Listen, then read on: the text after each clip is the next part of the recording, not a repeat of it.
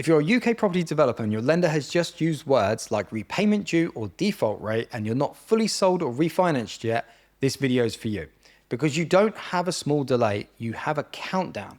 I'm going to show you how smart developers use development exit finance to clear the lender, buy 6 to 12 months of breathing space, and avoid handing their profit back in default interest and forced discounts. If you're a property developer and your lender has started using phrases like repayment due, final notice, default rate, you're not fully sold or refinanced yet, stop scrolling and listen. You're not in a little delay, you're in a countdown. Most developers don't lose the money because the deal was bad. They lose it because the exit was late. The clock beat them. In the next few minutes, I'm going to show you what development exit finance actually is, when it saves your project, when it's a bad idea, and what you must have ready if your term ends in the next 30 to 90 days. Now, if that's you, don't wait for the last week. That's when people panic and accept awful terms. Deadlines drive decisions. The earlier you act, the more options you keep. If your term ends inside 3 months, keep watching and open the link below in another tab, and you may need it before this video ends. Reality check, why this is happening. So on paper, development finance assumes perfect build timelines, stable material costs, smooth sales, who move at light speed. In the real world, right now across the UK, builds are slipping 8 to 16 weeks. Materials are late or repriced. Sales are agreed but not completing. You're sat on finished or near finished units, and your lender still wants their money back on the original date. They don't care that the weather was bad or your buyer's mortgage offer expired. Their job is to get repaid. Your job is to not get crushed in the process. This is where development exit finance comes in. So what development exit finance actually is. Exit finance is not a rescue for a broken scheme. It's a controlled handover. You repay the original development lender. You remove default pressure. You buy time to sell, refinance, or stabilize income. You use it when the build is complete or very close. The asset is solid, but the exit is slower than planned. You're not asking for charity. You're swapping a build risk, short fuse lender for an exit risk, slower sales expected lender.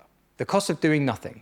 If you just see what happens and the term expires, default interest kicks in, extension fees stack, lender leverage goes through the roof, your options shrink weekly. On bigger loans, default interest alone could be thousands of pounds per month. Every month you wait, you silently give back money to the lender that could have been your profit. Doing nothing is not neutral. It's usually the most expensive decision on the table. Now, if your lender has mentioned default, extension fees, or final notice, pause this video and book a confidential exit review on the link below. 10 minutes now can save 6 figures later. Extension versus exit refinance. Option 1, extend your current development loan. So the pros, less paperwork, same lender. The cons, extension fees, higher rate, same short fuse mindset. And if sales slip again, you're back here weaker. Option 2, development exit finance. Repays the current lender, resets the clock. Lender expects phased sales, not miracles. Rule of thumb, if the scheme is fundamentally sound, near complete, and the clock, not the deal, is the problem, you should be exploring exit finance 90 days before the term, not 9. What exit lenders actually want. So they're not looking for perfection, they are looking for control. You need practical completion or very close. Professional valuation with a realistic GDV. Evidence of demands, of viewings, reservations, local comps, a clean title legals, a believable exit plan, X units sold over Y months. They don't expect instant sellout or zero voids. They expect a clear path and time to execute. Show up like a panicked developer and you'll get treated like one. Show up with a packaged, logical plan and your risk profile changes instantly. Mistakes that kill exit finance. So common ways good schemes get ruined. Waiting too long, approaching new lenders inside 14 to 21 days of expiry, no leverage, take it or leave it terms, fantasy GDVs, pricing off last year's peak, ignoring current demand, lenders discount your credibility fast, sloppy packaging, missing sign-offs, inconsistent numbers, unclear which units are sold, reserved or empty.